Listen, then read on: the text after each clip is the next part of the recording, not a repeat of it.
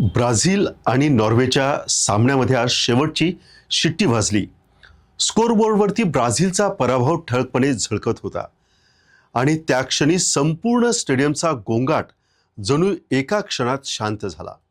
सगळ्यांच्या नजरा एका चेहऱ्याकडे वळल्या.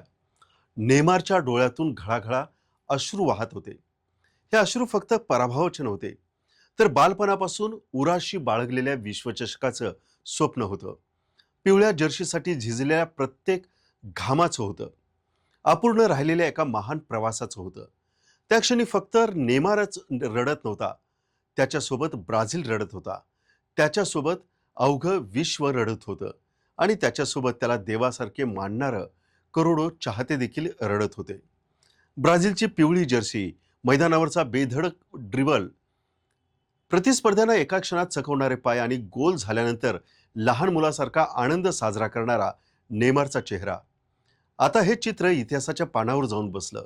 नेमार यानं 2026च्या विश्वचषकात नॉर्वेकडून झालेल्या पराभवानंतर आंतरराष्ट्रीय फुटबॉलमधून निवृत्तीची घोषणा केली.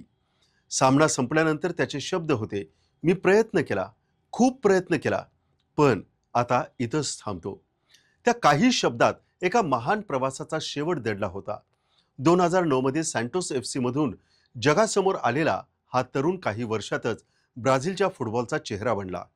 त्यानंतर FC बार्सिलोनामध्ये लिओनेल मेस्सी आणि लुईस सुर्वेज यांच्यासोबत तयार झालेली MSN ही फळी आज देखील फुटबॉल इतिहासातील सर्वात घातक आक्रमक फळी मानली जाते.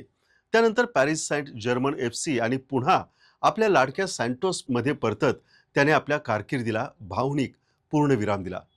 ब्राझीलसाठी नेमारनं तब्बल 130 सामने खेळत 80 गोल आणि 59 ॲसिस्ट नोंदवले. तो ब्राझीलच्या इतिहासातील सर्वाधिक गोल करणारा खेळाडू ठरला.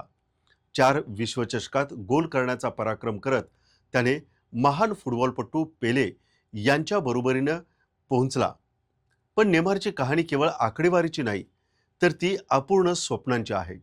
2014 मध्ये घरच्या विश्वचषकात दुखापत, 2018 मध्ये टीका, 2022 मध्ये अश्रू आणि 2026 मध्ये निराशजनक एक्झिट.